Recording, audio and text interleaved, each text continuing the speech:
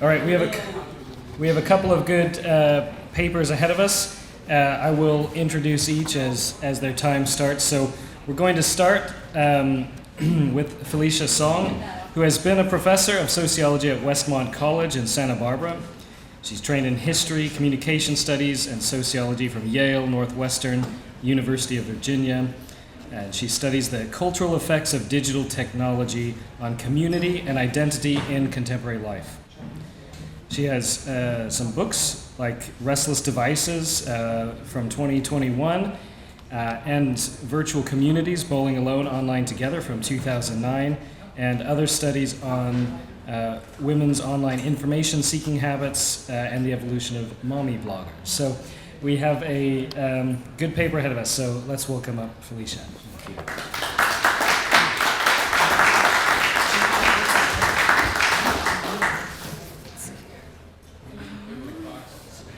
Yeah, I've got this issue here. There we go.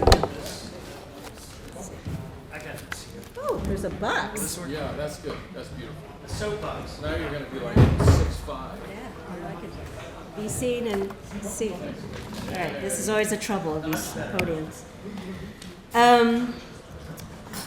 Thanks all for coming. This is an exciting room to be in because this is where the wine is. I didn't realize this is the only room with the wine. When I was coming here, I felt like a baby in terms of Ellul. I don't know much about Ellul in some ways. I am not well read, but having spent a day and a half here now I really feel like a zygote. I'm not even a baby, and I feel like I've been teaching undergraduates for a long time. I feel like that freshman who shows up in the senior seminar and didn't realize that they're in the senior seminar. So I feel like this paper might be a bit basic, as the young people like to say these days, but hopefully there's something there for you. And like Doug, I'm a writer at heart, so I will be reading from my paper. So after 2 decades of breathless enthusiasm over all things digital, we increasingly admit to how depleted and exhausted we feel from chronically trying to keep up with the demands of our digital dictates. When relentless digital noise and hurry have come to characterize our days, it's not surprising that we are increasingly hearing about concerns on anxiety, burnout, addiction, loneliness on the rise. So habituated to being on the jump to respond to notifications and emails, to consuming podcasts and videos whenever and wherever, we are precariously becoming a people unfamiliar with what it is to have a moment to inhabit or a space to be still. The constant accessibility of information, communication, entertainment, and engagement is too difficult to say no to. It's like living in a world where the sun never goes down. We can always be doing something all the time, everywhere, and this is the reality that Ellul foresaw 70 years ago in his classic text, The Technological Society. And so my paper attempts to explore how the cage-like imperatives of technique are evident in today's digital world, and consider contemplative religious practices of silence and solitude as possible models of Ellul's ethics of non-power in action. And so the contemplative practices is something that's kind of new to me. I'm kind of dabbling and exploring this, so this paper is actually a wonderful excuse to kind of start moving in that direction in my work. So just to start off with a brief diagnosis of today's digital world that kind of gives you a sense of where I'm coming from when I think about the digital, I'd like to start by considering one of the most taken for granted features of our contemporary lives, and that is the normalization of permanent connectivity.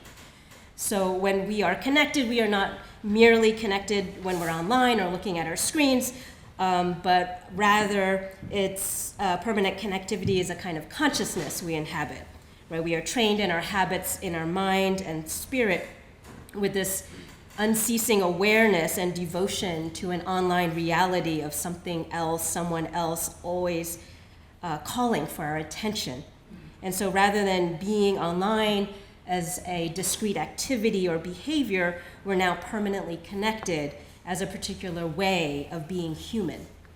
And permanent connectivity has become something that's increasingly unavoidable because of three factors in our digital ecology. First, our devices are mobile, and therefore inescapably ubiquitous. We carry them in our pockets, in our bags, strapped to our wrists, and so our devices are a constant companion.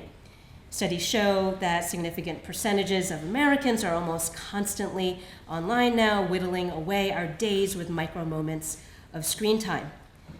Secondly, our digital technologies are social. And what I mean by that is a very kind of sociological way, is to say that they are embedded in how we carry out our responsibilities and our obligations in institutional life, like family, work, communal lives.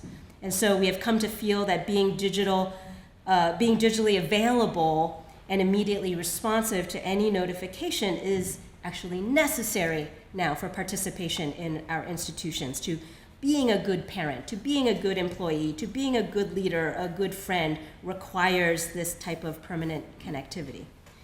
And then last, layer on the fact that our current digital media and services deliver content that is infinitely novel. There's always new algorithmically curated posts, videos, messages just for me to check and consume. And so what results is we mix this infinite novelty with the mobile and the social, and there's this psychological cocktail of pleasure, of anxiety, of felt expectations. And the expectation to be perpetually trafficking in email, social media, messaging, tweets, videos is now the way to demonstrate our worth, our competence, and even our care for each other.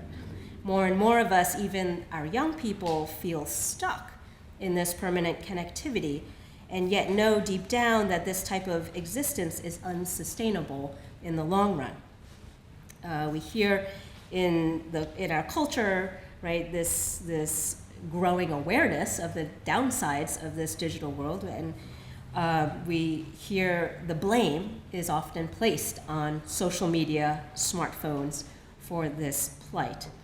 However, to only lay our grievances at the feet of, quote, machines or technology or the tech industry is to be blind to the ways in which so many of our technologies and accompanying practices, including the felt need to be permanently connected, only makes sense because these imperatives are rooted in a long-standing culture of productivity and a history of industrialization. And Jacques Ellul's notion of technique helps to clarify this distinction by asserting that technology is not only an artifact, i.e. smartphone, or a structural system, i.e. embedded in and mediating how we experience communication and reality, but also an instrumentalizing orientation towards human beings, the natural world, and reality. And like our contemporary notion of productivity, under the moral order of technique, as Ellul would say, efficiency of means is of highest priority and meaning. It is the form of power that matters most and becomes the benchmark of success and worth. And as such, Ellul's argument about the greedy power of technique belongs to a rich and wide tradition of social theorists who have been concerned with how the power of rationality and the tenets of industrialization expand beyond the boundaries of commerce and become the dominant guide and measure of every aspect of our lives, reducing us as mere means to given ends, usually market-driven ones. He echoes Max Weber's fear that the entirety of our human existence becomes subsumed by the Weberian iron cage of rationality. So today we can see this iron cage technique tendency most clearly in how we have come to believe that commitment and passion are signaled by one's willingness to optimize one's productivity and live as if productivity were the ultimate good. In fact, we are digitally equipped with 24/7 access to information and communication in ways that make it much easier to believe that we can and should be productive all the time, with life hacks, zero inboxes, digital multitasking, not only in our work lives, but in all aspects of our lives. And as such, the horizon of possible lives hasn't widened in this digital age. It has arguably narrowed with the dissolution of time and space as constraints. And now we live in a world where to not be productive is felt to be wasteful, lazy, even disobedient.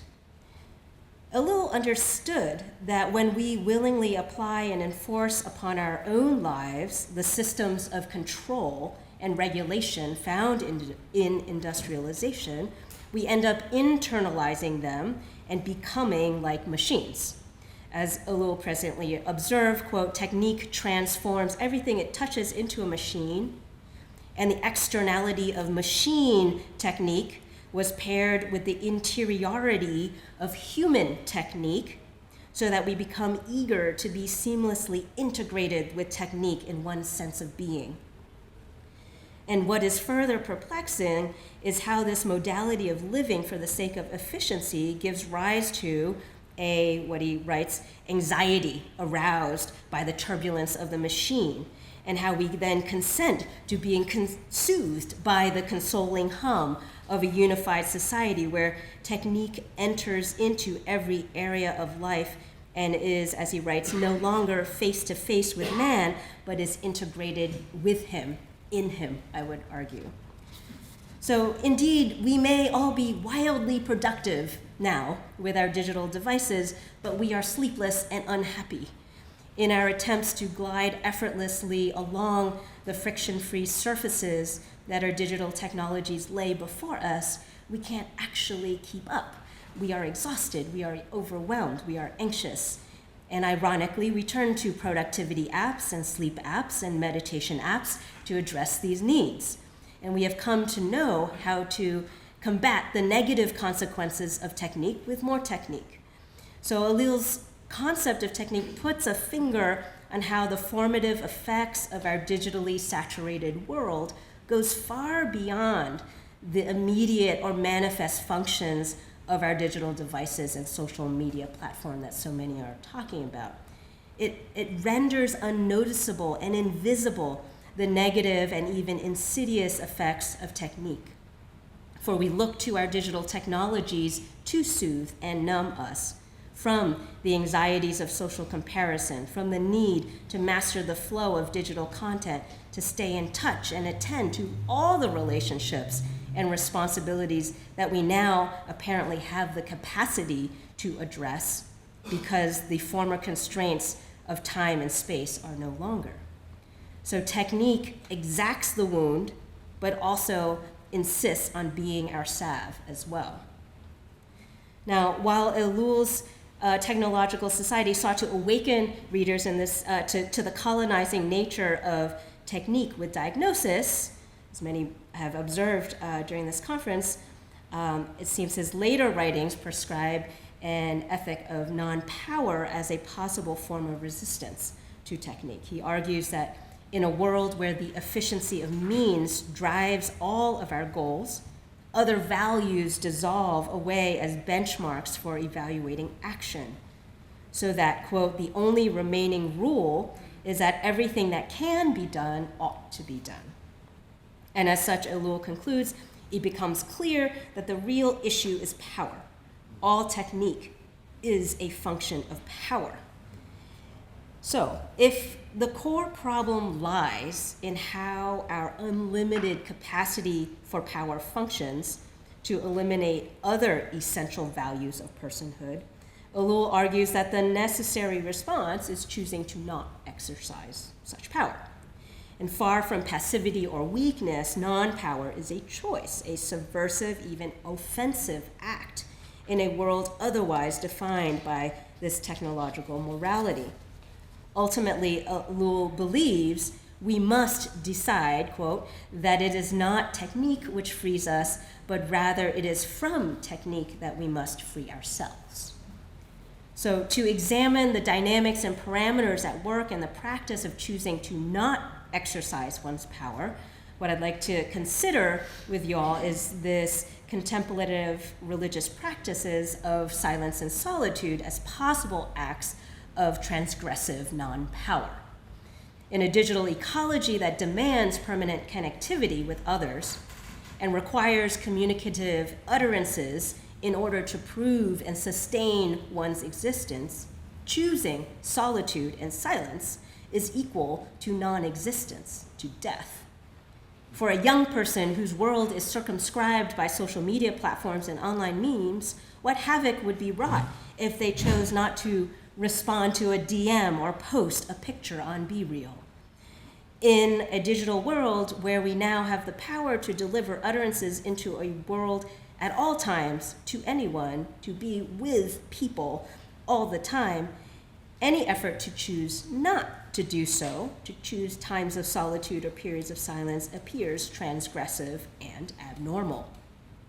And yet, such actions may be, one, appropriate forms of resistance, and two, the very practices that are necessary for cultivating the interior fortitude of developing and strengthening the independent thought and voice needed in order to live liberated from the digital industry and from technique itself.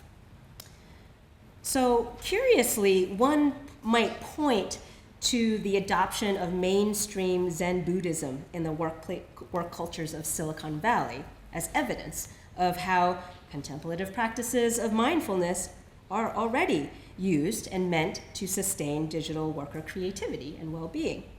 Furthermore, we could look at the annual Burning Man Festival, which welcomes technologists who leave behind the industry grind for a brief reprieve where they seek to achieve union with others in nature. These appear to be spiritual. These appear to be from this tradition. They serve as apparently antidotes to the technologizing effects of the industry. But Ellul's stance on technique shows how these apparent forms of resistance easily devolve into technique itself.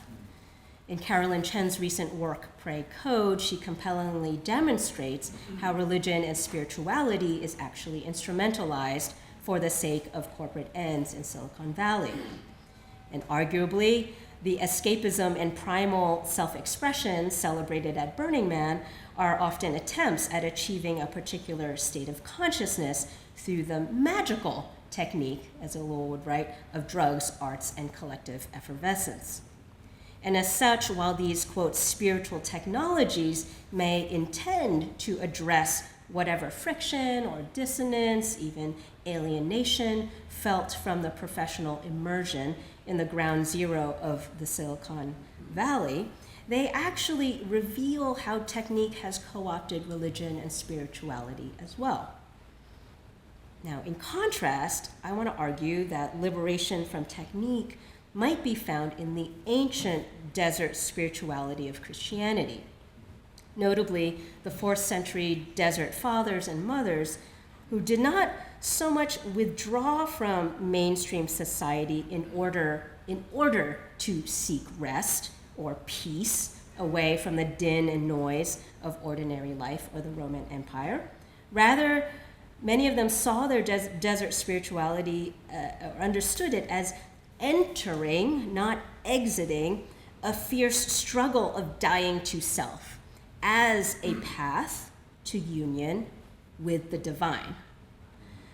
So unlike the contemporary mythos of self-actualizing desert spirituality that dominates the modern Western imagination, the ancient desert abbas and ammas were engaged in strict forms of asceticism and vows of poverty that strove to live in absolute dependence on the divine, on God. They were not engaged in conventional technologies of the self or modes of moral or spiritual self-improvement. Instead, they understood themselves to be cultivating a genuine freedom that arises only from facing the limitations of the human condition rather than seeking to evade them. Now, the problem with importing a pre-modern desert spirituality into a 21st century world that is so thoroughly constituted by technique is figuring out how to prevent one's spiritual aspirations from being simply made in the image of technique, you might say. Here, Ellul's ethic of non-power might pair well with Catholic theologian Robert Barron's conception of non-possessiveness. So Barron writes, it is only through a suspension of our grasping and a deep relaxation of the spirit in trust that one can begin engaging in the journey towards transformation. What Barron prescribes here is essentially an ethic of non-power in the interior cultivation of a spiritual life.